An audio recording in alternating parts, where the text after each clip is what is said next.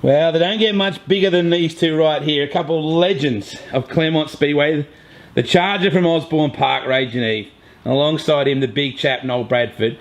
Firstly, can I clarify something, Noel? Ray, with you, how do you pronounce your last name? Geneve. Okay. Geneve. Right, because it has been said as Geneve and things like that in the past, hasn't it? Well, there's a little story behind that. My dad rode solos down here, and before he'd get a licence, he had to have a chaperone, more or less, which was his brother. His brother signed the declaration form, or whatever they call it at the time, and to let him drive. And of course, he used to call him George Geneve. Yep.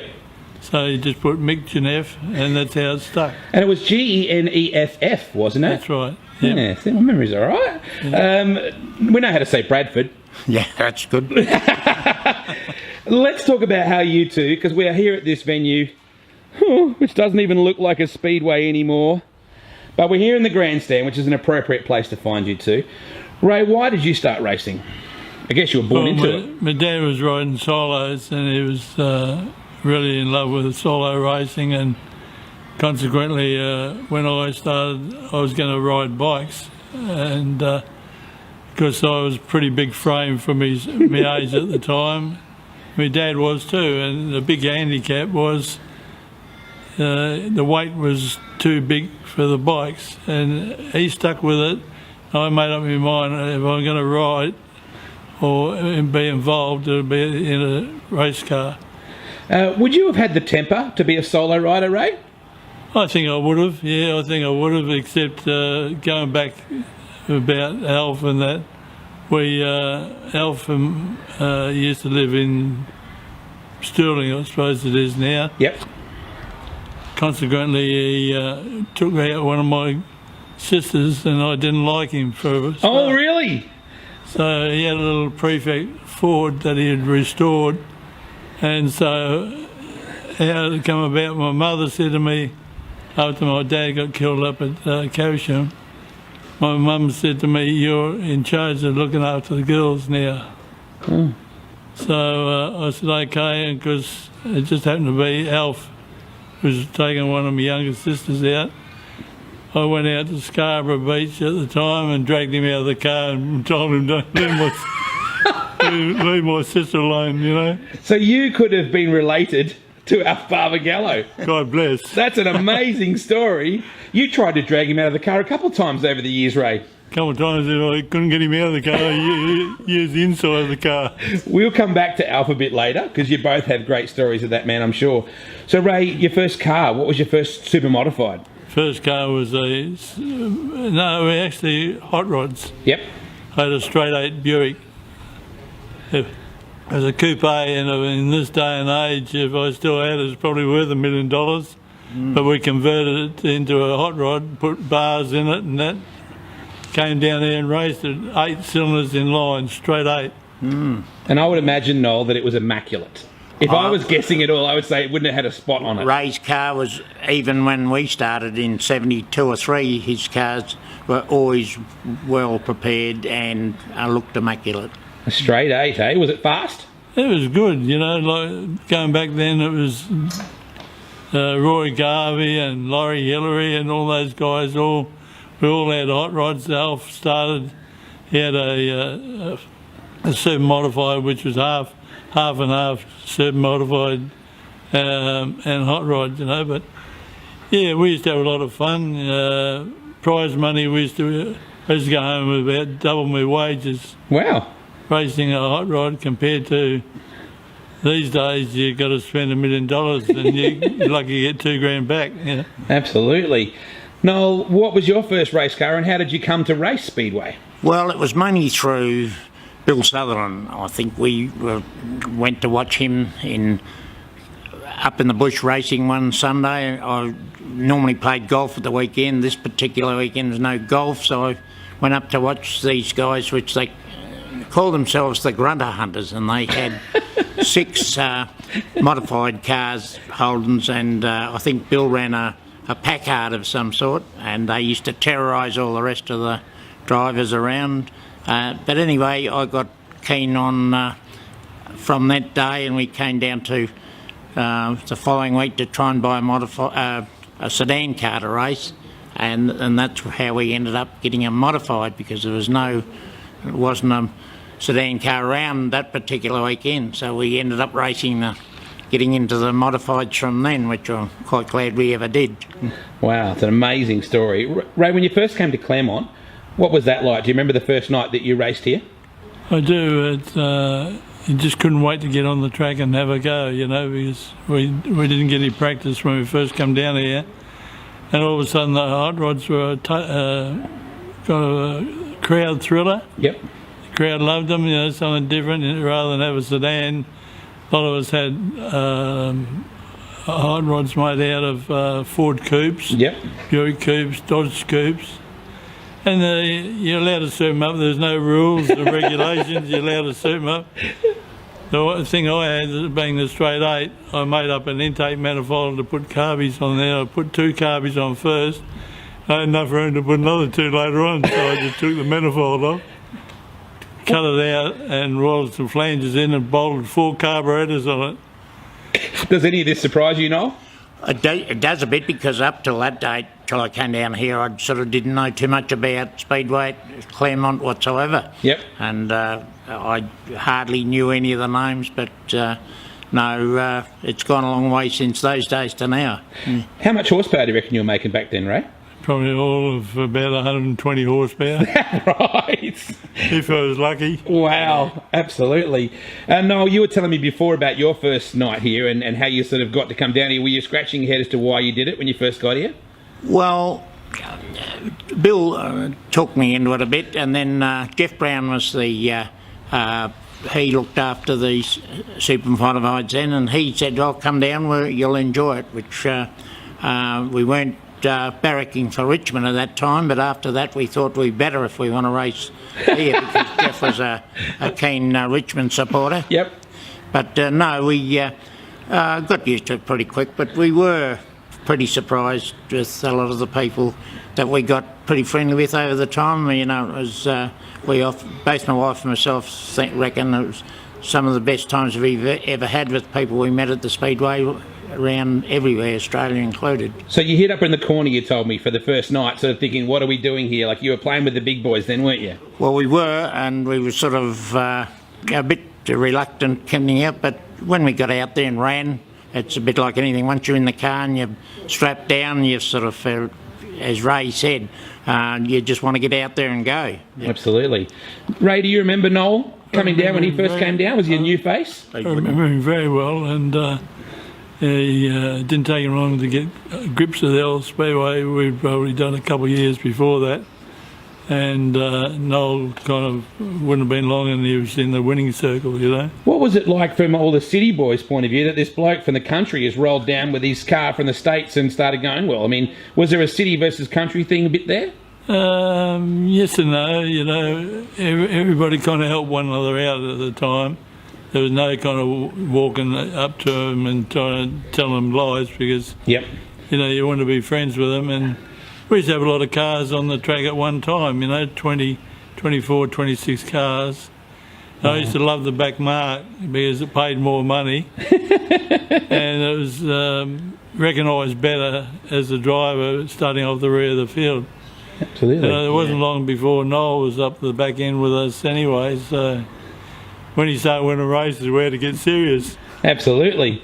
I guess, Noel, back in the day, you wouldn't have even imagined the time and the energy and everything that you spent, and let's not even talk about the money because Gwen's going to watch this, the effort you put in over the years from that first. Well, let's talk about Bill Sutherland for a second. Yeah. Wild Bill, the Killarney farmer, he had the Pizza Hut car, as I remember rightly, as well. That's right. What a great character he was. What can you recall about Bill? Oh, Bill was a great goer. He enjoyed getting into it, whatever he did. Even his farming, he was whatever had to be done, it was always done quick and pretty well, and it had to move. And no, Bill was very good at whatever he did, and we enjoyed his company a lot. Yeah. What are you about? He was an aggressive racer too, though, Ray. He was a lot like yourself. He didn't back off. He was very aggressive and pretty tidy. Most of these guys were good to drive with because they weren't going to ram you. They might tag you or something like that, and you just get them back again in the next corner. But generally, there's clean driving. Accidents do happen, and what could I say? Yeah, Noel represented the country pretty well.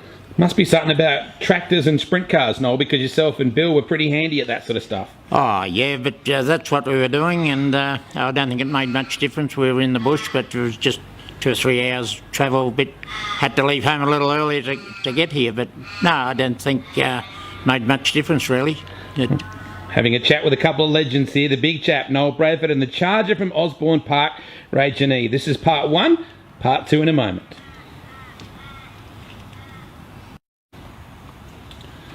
Welcome to part 2 with these two legends, the big chap, Noel Bradford, and the charger from Osborne Park, Ray Geneve. I've got to say, the charger from Osborne Park, it's a fearsome name, Ray. It always made me think, ooh, that guy's a charger, he's ferocious. And then I think about a nickname, the big chap. Not quite a scary name, really. Do you think that was a name that instilled fear into people? Do I think it was a suitable name for him? Yeah, I mean, he is a big chap, but it didn't sound scary to me. He was pretty docile, actually. Yeah. If there was trouble, he'd turn around and walk away from it. As opposed to you that ran towards the trouble, Ray. That's right. Where did the big chap come from, Noel? Do you remember that? Was it? I would imagine it would have been Con. Probably Con, I'm not too sure, but most probably was. But I always remember we raced in Darwin 1 July. It was the classics they used to have, and it had the big chap on the bonnet, and somebody had changed the chap to crap, and it had big crap on it. Really? I don't know how that'll go on that there, but I wasn't there. You wouldn't have taken too kindly to that, I wouldn't have thought. Oh, well, when you go to race somewhere, you take whatever's there and you go with the flow, don't you? Yeah, no, that was no problem, yeah, but no, we enjoyed racing up there anyway. So we always reckon you get the car sorted out for when started down here. Well, you were never one that was scared of travelling, Noel. Your Australian Championship win came in the other side of the world, the other side of the planet, in Tasmania back in the day. Yeah, well, we were pretty happy to go away in the points part of it, I think, that particular year, and we didn't have any thought of winning it, but I thought, well, if I can finish in the first half a dozen, that would be better than I could ever expect. Well, we just happened to were in the right place at the right time, and I think Rushy got upside down in one of the heats, and that sort of slowed him up a bit, and he didn't win that heat. So we started off pole, and the car went well all night, and righto, it's all history now, but we won it, so we took it. The big crap rolled over them in Tasmania, that's for sure. Now, okay, let's go back. I think that was 75? 76. 75, 76, I think, as I remember rightly. January. So let's do the maths on this. January 76 it would have been. Go. So let's go 25 plus, it's about 40 plus years ago. Yeah, that's right, yeah. Wow. And well, I've been out of it, I think, 27 years. Do you miss it? Do you ever miss it? Once you've been there and done it, I used to enjoy it for a few years afterwards, but you sort of, your grandkids' age, kids are running now, and half of them you don't know. But no, we do quite often down there, but we enjoyed more fun driving. You're third on the all-time career feature race win list here, behind Alf Barbagallo and some bloke that's sitting after your righty with 49.5 main event wins. Yeah. 51.5 now. 51.5, okay. Yeah. So how did I get that bit wrong? Ken Brown gave me that information. I need to check my stats. It was always 50.5, and I won one feature when I came back after retirement. I knew he'd know that. He was on the money with that one. Yeah, that's right. Okay. So, 33 for you, 50.5 or 51.5 for you. Yeah.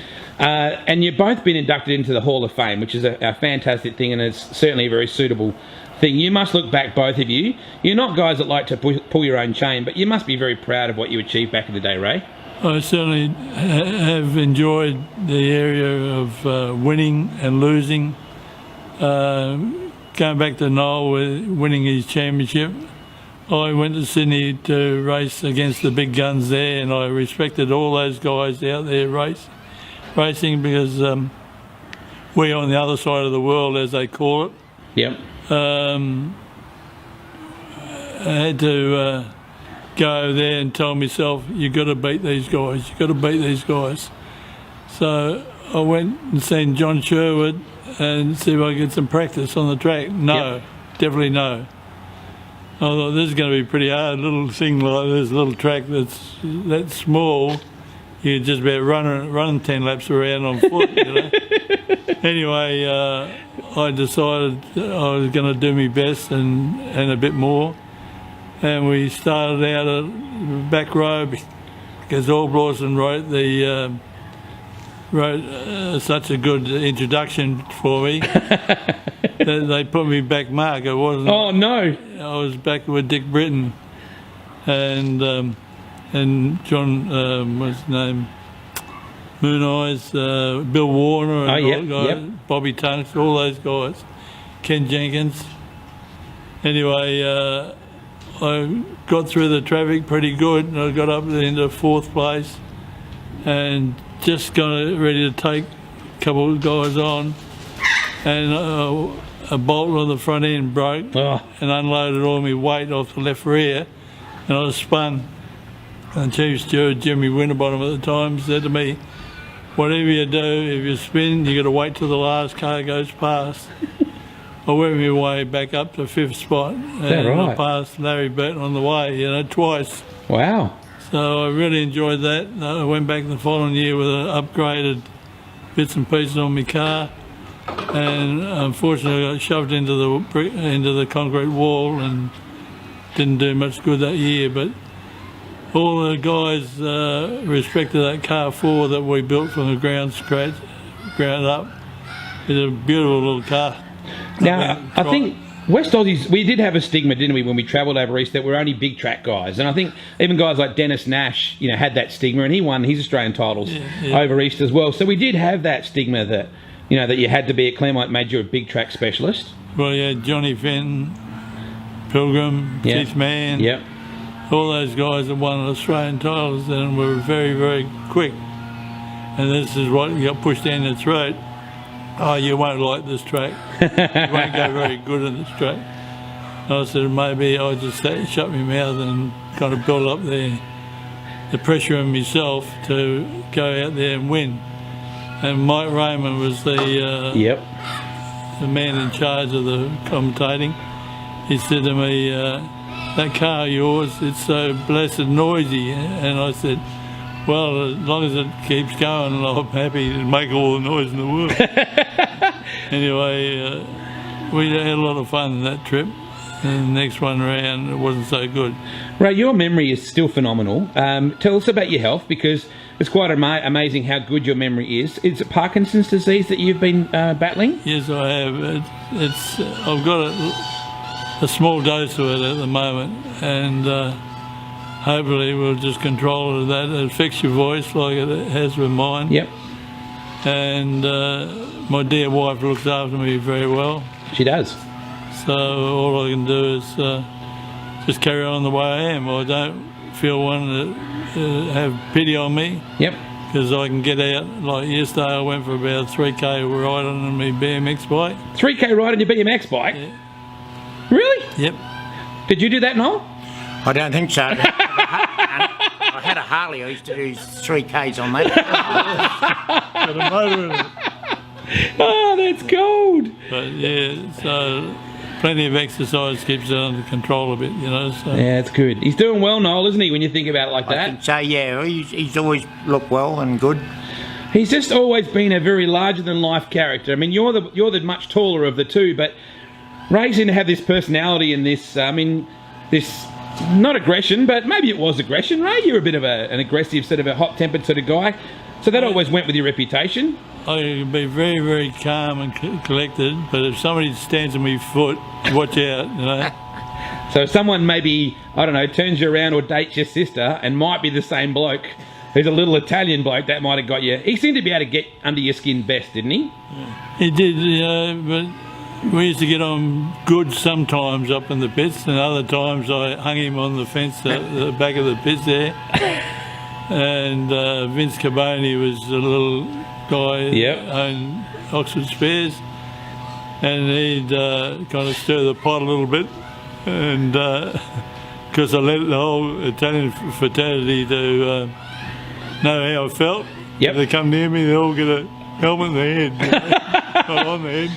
That's still one of my absolute favourite photos, that amazing photo that was in the paper. And Noel, I'm sure you remember it too. Yeah. And you can literally see the fire in Alf's eyes. He's in the car, and you've got your arm restraints kind of hanging off, and you look like you're ready to pull him out, even though the seatbelts are on. I wouldn't say what he said, but it was not very pleasant. We've talked a bit about Alf. We're going to come back, though, in a moment and talk about some of the other big names that you guys used to race against, because, gee, there were some superstars back in the day. We're talking with Ray Geneve, the charger from Osborne Park, and the big chap, Noel Bradford. Have a look at that cool old helmet.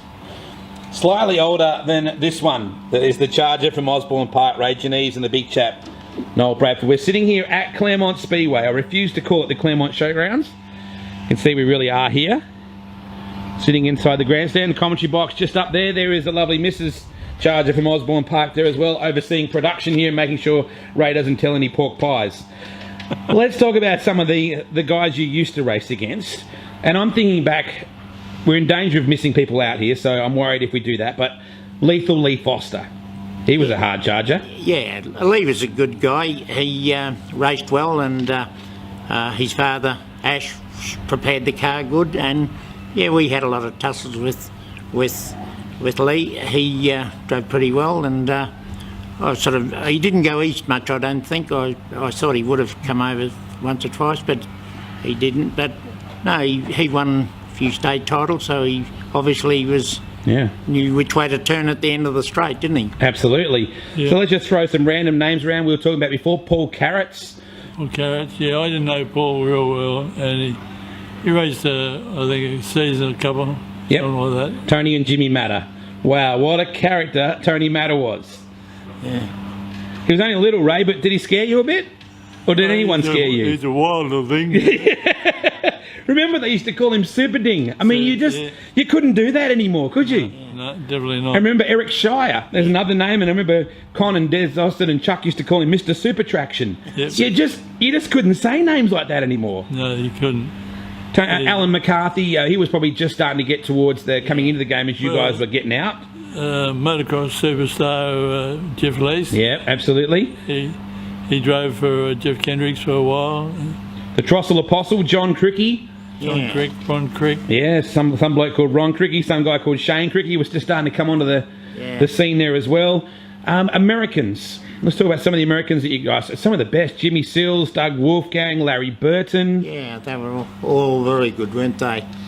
The Preacher, he was good. He was good, yeah. He was a character as well.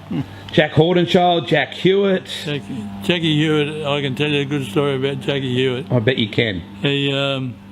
We finished up, he was on pole and I was alongside him at Bunbury, and we both dived into the first corner, and I kept myself in nice and tight on him, and he gave me a wheel. I could see him, because the cockpits are pretty open then. Yep. I seen him just grab a handful of steering wheel and bang, he sent me flying. And the wing we used to have on, it was a aeronautical expert that made the top wing for it. Yep. And the wind got underneath the front of it and just glided straight into the wall at Bunbury. Consequently, I hit my leg on the steering box and I was cursing and swearing to myself.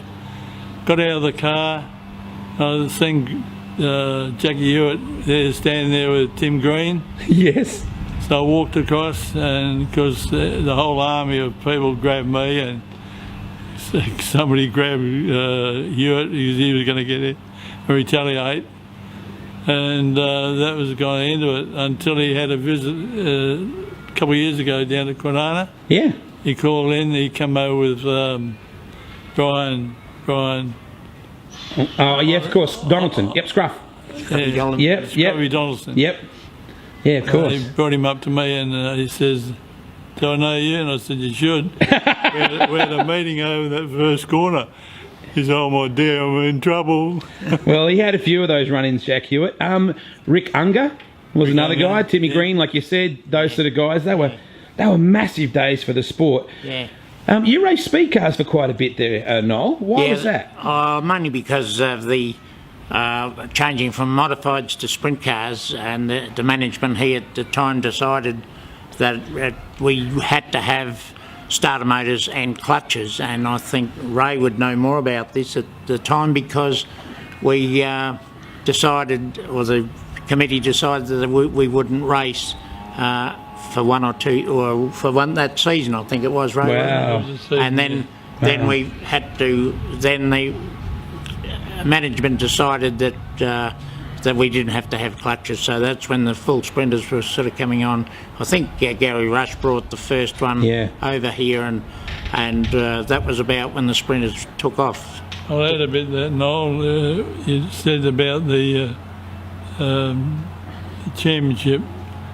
Aussie title, we weren't running because we didn't have clutches in the car, and Con said you can put clutches in, take them out for the championship and put them back in afterwards, and it wasn't that easy, Yeah. Anyway, I was the president of the club at the time, and I got labelled number one in trouble. Yeah, right. And consequently I had a bond put on me before I was allowed to race down there. Wow. And that went on.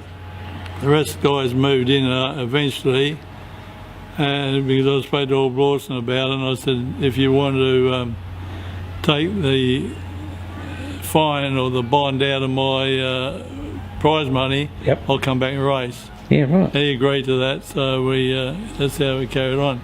Trouble always seemed to follow Ray for some reason. That was when, getting back to speed cars, that we had a bit of time off here, so John had bought one of the American sprinters, speed cars, which was a Volkswagen, and we had that for a couple of years, and we enjoyed racing them then. It was a bit different, but I hadn't had a run in a speed car till then, but I think we ended up winning 6 features, I think, in a couple of years, which we were quite happy with. 7, I think, is what Ken Brown tells me. Yeah. Now, no, you've always been a relatively tall bloke.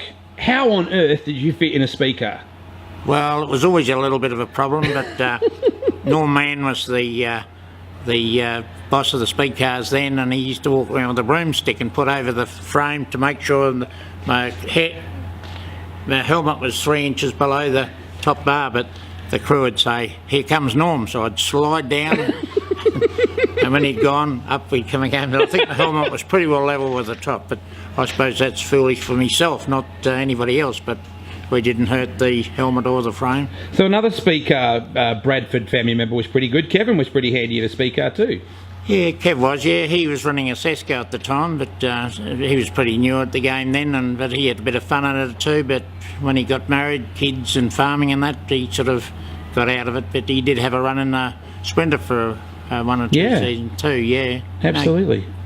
I want to talk about you guys and your two, my favourite cars, and I want you to tell me if they even remotely are the same as what you remember as your favourite cars in just a few moments. We're going to talk about that in just a few moments. Of course, your family, I noticed the Magic Man hat there.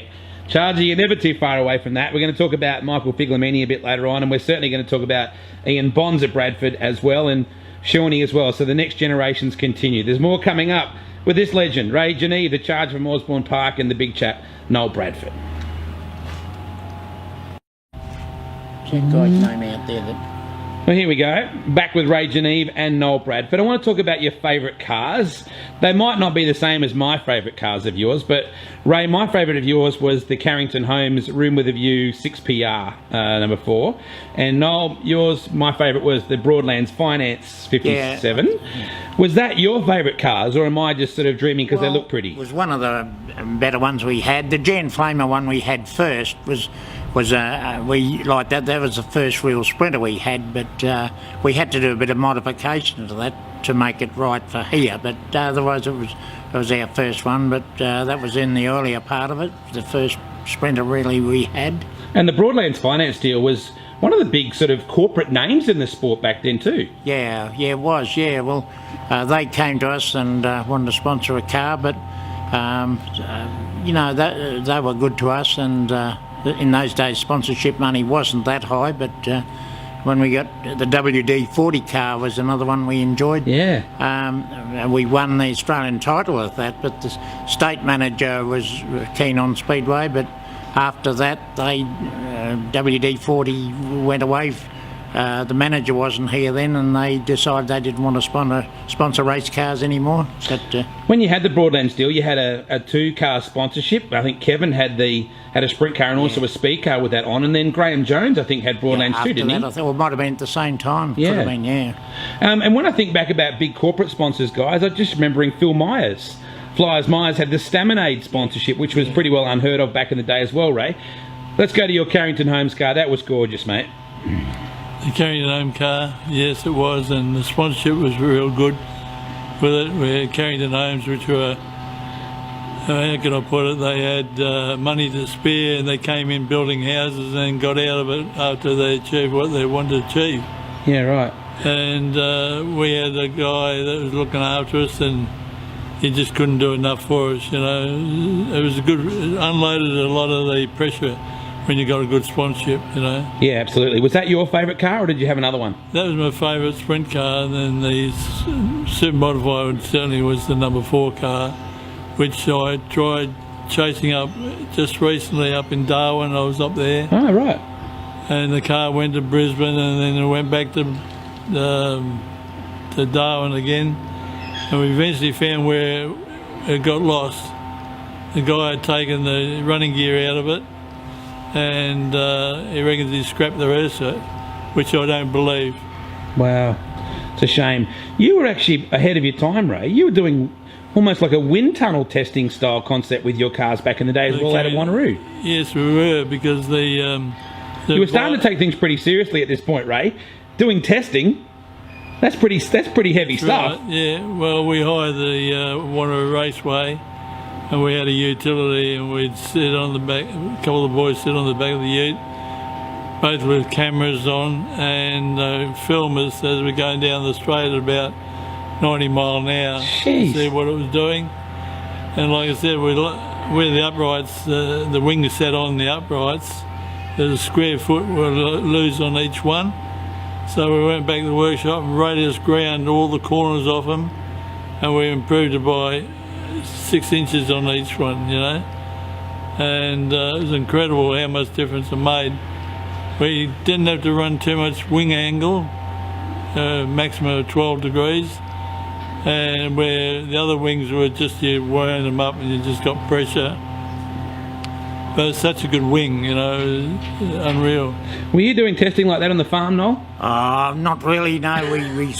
We did do a few things that we took the centre out of the wing once, and we thought we only needed the sides, but I don't think that worked either. But no, my engineering experience is not that flash, and I think, as I said to a lot of people, the only thing I wanted to do was turn left at the end of the straight. It would be unfair not to mention a Bradford top wing story, and that would come in the form of Ian Bonds of Bradford. I don't know if you remember Bonds putting the triplane wing on the black, yellow and green Murphy. Yeah, that's Won right. the feature race and got it taken off him straight after that. But Jeff was always good at trying new things. Yeah, that's right. Yeah, he was, yeah. But no, Bonds enjoyed his racing too while he was here. Absolutely. Let's talk about your family, because it's really fitting, I think, that the two people I want to talk about are two of the most popular drivers to have ever raced here.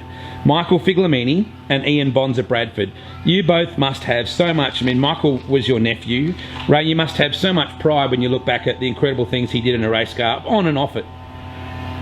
Michael worked for me. He'd done his time with me, and he was a person and you couldn't get to talk about what he wanted to do.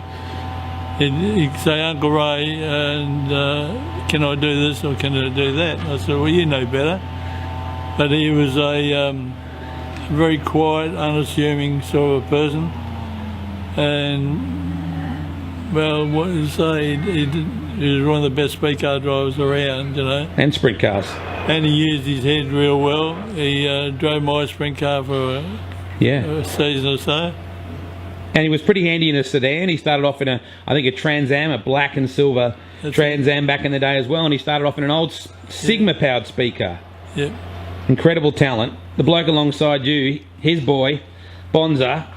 It's remarkable to think how many years it's been since Bonza passed away, Noel, and he's still so revered. It's incredible. Yeah, that's right. Well, he was always very popular with anybody and he always enjoyed helping somebody. If somebody's car wasn't right, he'd be quite happy to give them a hand to sort out whether it was gearing or weights here, there, or elsewhere.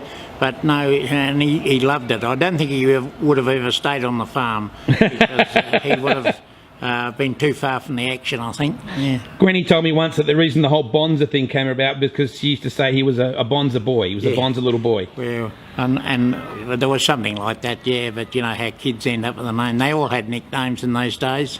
Ken Marriott gave him a great opportunity. I mean, Jeff Kendrick certainly did as well, but Kenny came along and gave him a wonderful opportunity as well. He did, yes. Ken was very good to he, and he helped him in a lot of different ways. A lot of people did too. Alan McCarthy helped him a lot. Yeah. It's always interesting when you hear the word Ian Bradford, you know you're talking to either Noel or Gwen, because I don't hear the name Ian Bradford very much. Ray, both your boys raced in various forms. I mean, David was more of a motocross star and lives in Canada these days. Yeah. But Ricky was very handy in a speed car and had a bit of a sprint car drive occasionally too, didn't he? He's a good speed car driver. I only wish we could have the finance to go back into it. And he jumped into Lee Redmond's car last year and just a practice night. And Chuck Redmond said he hasn't lost it, has he? He's really good. You know, he's a thinking driver, which you don't find too many now. They only think about putting the foot flat to the floor. Yeah.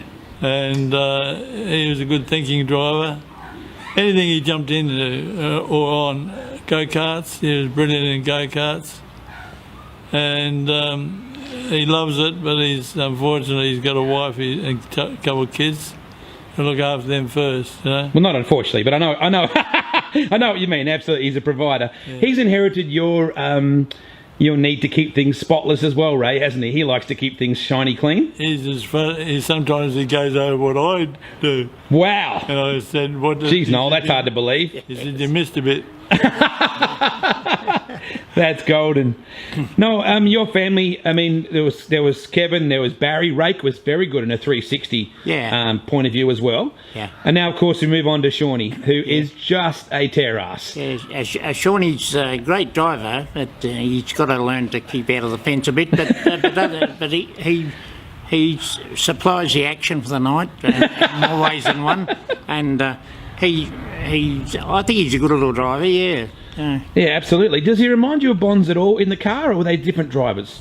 I suppose totally different now here down to that track at Kwinana now. It's sort of a lot different to here, wasn't it? Yeah. I thought it was anyway. Yeah, and then look, Casey is a pretty handy steerer as well in he's karts. Had a couple of runs, but I think he had a bit of a run in the sprint car. Might have been known at the bush, but no, well, I think it's sort of money's running one car is a lot of money. Two would be out of the question. Speaking of the investment that people have made in the sport, I think if we think about the investment that the greater Bradford family have made to the bars around Claremont Speedway and Bunbury in particular, Noel, not you or Gwen, but certainly the two Crows and Baz and Kev and the girls, they don't mind a coldie. Especially on a warm day. Yeah, they enjoy a beer, yeah. Or maybe even on a cold day. I'm not really sure that it matters greatly. We look at this beautiful old venue here. It's hard to believe it's been so long since this was a Speedway, Ray. Yep, 17 years. You remember the exact year? I remember very, very well. There's a little corner over there where used to be the bar. And we were invited down to do a Legends race with myself, Alf, Gary Rush, George Tatnall, and who else was there? Oh, Ronnie Crick. All I remember was that it ended very badly. I was going around the outside and there's a divot halfway through the corner, and out of the corner of my eye I see Alf hit it and the wheels come off the ground, and I was already committed to go fast and go past him. And you were never going to lift, Ray. Let's admit it. You were never going to lift, particularly with Alf. You're right there. It's such a shame it ended that way, but I'm really glad that you got the chance at least to roll around that night, because that was special that night. Yeah, the car was about 18 inches out line, the front and rear end, like a grader. Oh, not good. Anyway, we got out for the Grand Parade and we're happy with that. I really want to thank you both for so many things that you inadvertently, I know all you came down to do was race a car around a dirt oval, you two, but for kids like me back in the day, and for people of all ages, you were gods around this place. It was an amazing era to be a part of, and I want to thank you both for not only your time today, but how many memories you gave so many people. I still remember it like it was yesterday, and I hope you both look back on it with some pride, Ray and Noel. I do, very much so. I think about Speedway pretty well every day of the week. So you've still got it bad. Noel, have you got it that bad? Do you think about it that much? Oh, yeah, we think it a lot, and the family all think about it. And the whole family has enjoyed our Speedway years right from the start till even today, up till today. Are there any regrets? No, I would love to have done it better, that's all. How would you have done it better? Win lotto. If you could be remembered for one thing in your racing career, how would you like people to look back on you, Ray? Well, probably not as a boxer, but a gentle giant. Think about if somebody picks on him, he'll not walk away. He'll step forwards instead of backwards. Noel, what about you? I know you're not good with this kind of stuff. You don't like talking about yourself, but how would you like to be remembered? Well, I still enjoy a lot of places you go and you say your name. I might be signing into something or something. And Noel Bradford, oh, are you the racer, are you? Well, I said I used to be or something. But no, we still get a lot of pleasure out of people knowing you.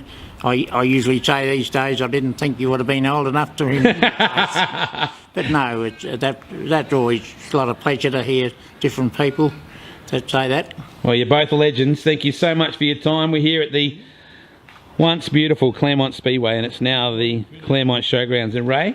Before you finish, can I say you've done a great job for Speedway throughout Australia, and I congratulate you on that. Oh, thanks, Ray.